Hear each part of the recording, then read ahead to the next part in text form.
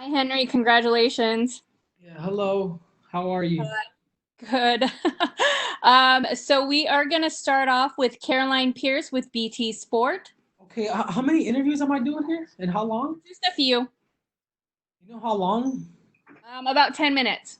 10 minutes a piece or 10 minutes 10 total? minutes total. Okay. We're going to grab your bag. Yeah, because sometimes they'll be asking some crazy ass questions, just like,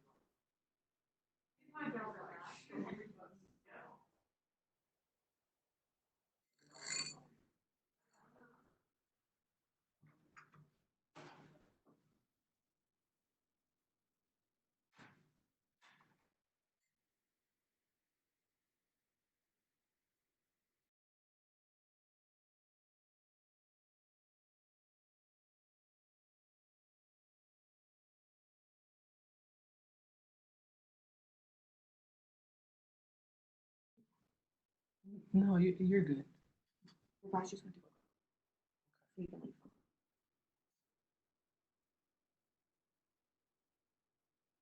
Sorry, Henry. We're having a little bit of difficulties. Well, you guys figure that out. I'm gonna head to the restroom real quick.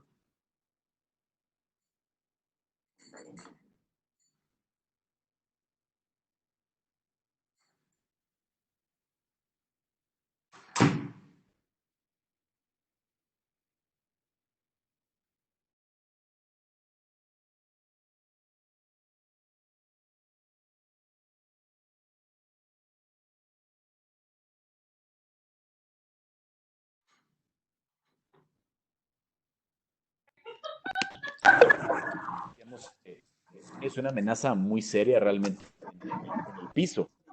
¿Sabías?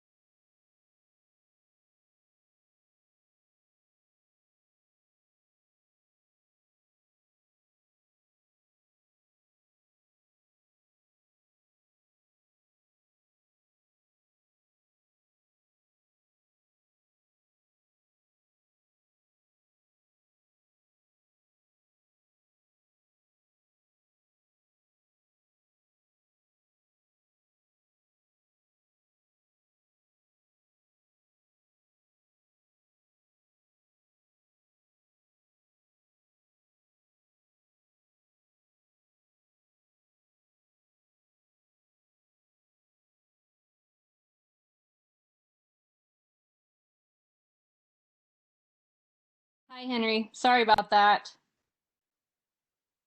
We are going to start with Justin Barroso from Sports Illustrated.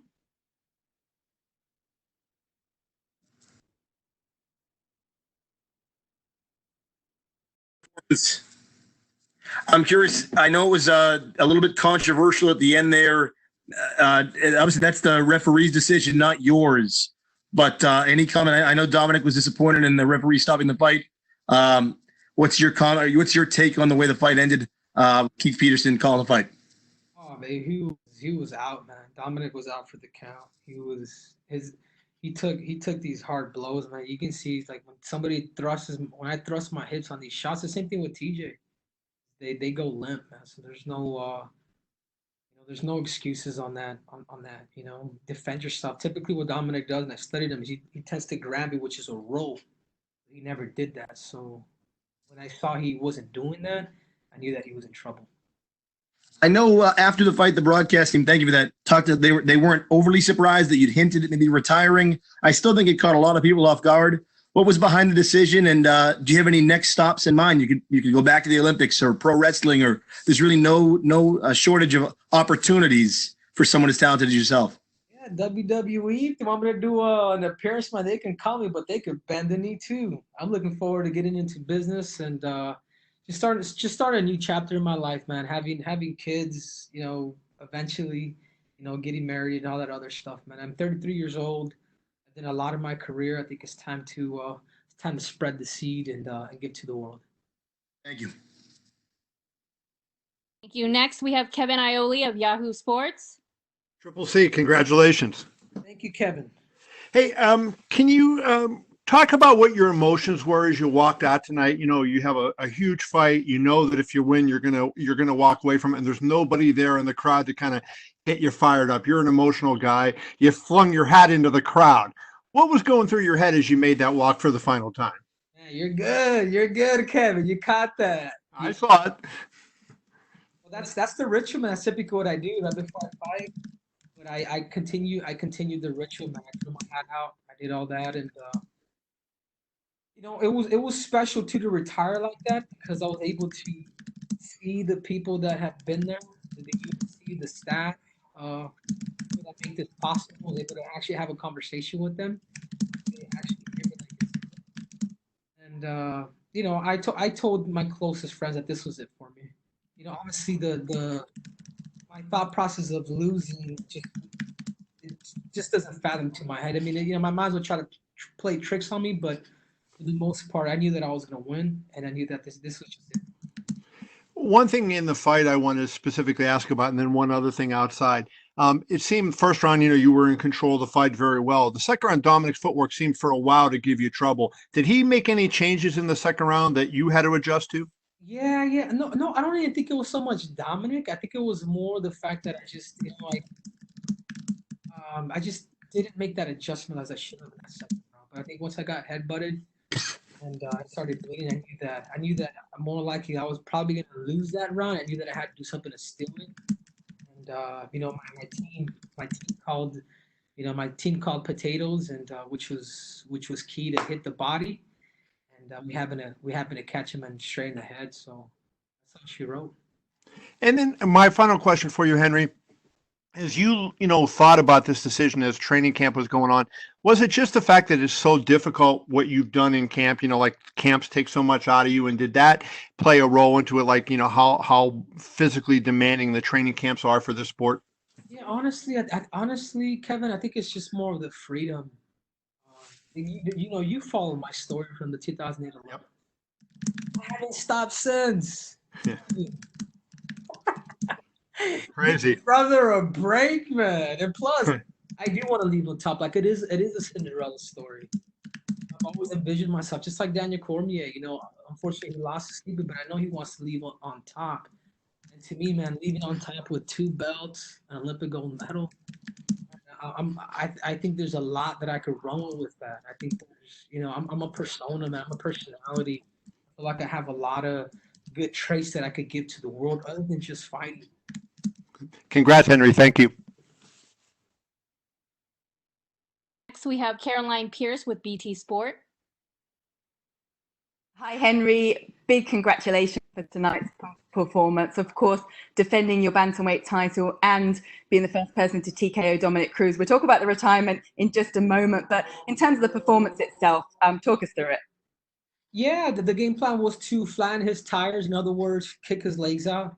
And I think they weren't expecting that. I think they were expecting me to use hands and whatnot, and probably maybe not find him. But it was using rage. It was being disciplined and just kicking his legs out.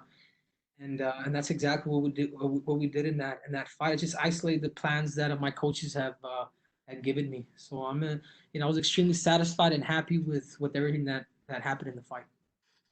And obviously it was the knee, and then you followed up with what seemed like a lot of unanswered strikes, but then Dominick was getting up, it seemed, when the ref called it. There's been, people sort of saying different things regarding that stoppage. From your perspective, being in there at the time, what do you think of that stoppage? He was hurt. He was hurt. I saw his body go limp. I saw he just wasn't reacting to them hard punches, and the ref has to do his job. And if you're not answering after 2 or 3, I mean, I'm throwing blows. This is this is early in the fight too. As you can see, I was thrusting my hips, clenching my hand, and just just beating them to it. So the ref has to do his job. Sometimes the ref has to save you, for yourself. It was a phenomenal performance, and your athleticism, as always, spectacular. And I was getting ready to ask you about who's next, and are you going to marry Jose Aldo and get him out for the fight, all that kind of stuff. And then you announced your Jose Aldo go find another 90-day fiance. I'm gonna be happy retired. Who knows? I might go to Fight Line and watch them fight. I don't know. I gotta talk to Uncle Dana. If Uncle Dana ain't mad at me. Look, you announced this retirement. I think for a lot of us on the outside, it was quite a shock. 33 years old, still in your prime. With talking about being in the quadruple C, all that kind of stuff. How long have you been thinking about this? I've been thinking about it since my shoulder surgery, since I had it. And there's so many layers to Triple C that people don't know about, man. I'm a conqueror. I'm a bird, man. I love to fly. I love to explore. I love to conquer new things, and I feel like I've done everything in combat sports. Olympic champ, flyweight champ, bantamweight champ. I mean, can I just leave on top? Can I just be a simple answer to just leave on top? You can do anything you want to do. You're Triple C, but I'm already hearing kind of murmurings of some people saying, he'll be back. But then when you retired as an Olympic wrestler, you didn't go back to that. You moved on and eventually found fighting. Exactly. I moved on, and I'm gonna move on. I got a girl. I got a girl now. I think more importantly too, I want to start that next chapter in my life. I've given so much to this world, even though I'm 33. Man, I lived. Like my life is more of like a 50-year-old because I've done so much in combat sports and what I've sacrificed. So, I eventually do want to have kids, and I just don't see myself. I was raised by a single mother. I never had a dad growing up, and I have a bunch of nieces and nephews, and I just don't envision myself fighting and having a kid. I just don't see any. I've never saw that, and I've never had kids, and I could have had a bunch of kids, but I want to give my time to my procreation. What are aside from your girlfriend and looking towards having a family, in terms of work, in terms of entertainment, television, you are a born performer. I mean, I heard someone say earlier about WWE. Hollywood, or Hollywood, we can all get it. I would eventually like to get into real estate and then eventually start like my own HGTV show. Showing people kind of like the aftermath of what a professional athlete does. And I don't know that much about real estate, but I'm very intrigued by it. And I would love for these cameras to follow me around and to see my step by step, all the mistakes that I'm gonna make, all the good, the bad, and the ugly. So if you're asking me, I would love to have I would love to still use my persona, still use my personality, but this time use it in a not so cringy way. Well, the world's certainly your oyster. I mean, a final question from me. What would be your message to your fans, those that have supported you through your entire career and up until this point now? It's been fun, man. I want to say thank you. You guys have been there for me, whether you hate me or you love me. Like everything that I've done in the sport has always been in the best for my weight class, for my division, for everybody. I know it's a lot. It's very hard for people to understand that because the crazy things that I do, prior to fights, but it's all done in the love of promotion. And even though my nickname is a Triple C, prior to that it was the Messenger.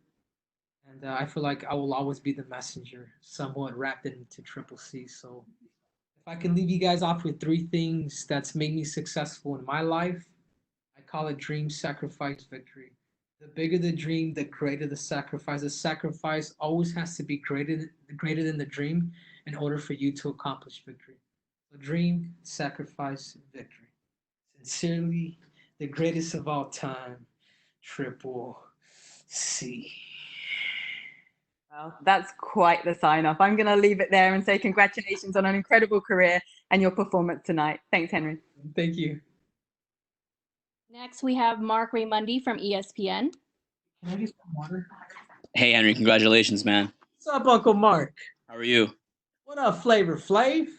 I believe this was your first training camp working with Eddie Cha as your striking coach. How much did that play a difference in the fight tonight?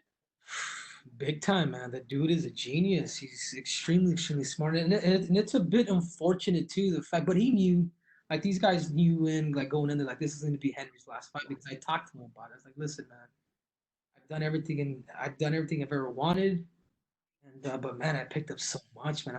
I'm a sponge, man. When you have a great coach like that, like Eddie Cha, I'm a sponge, and I'm just happy he got his world title finally. You know, Eddie's a good man. A little bit that I've had to spend time with him, almost like you see a friend of a lifetime. So he's good. He's probably upset with me too that I'm retiring.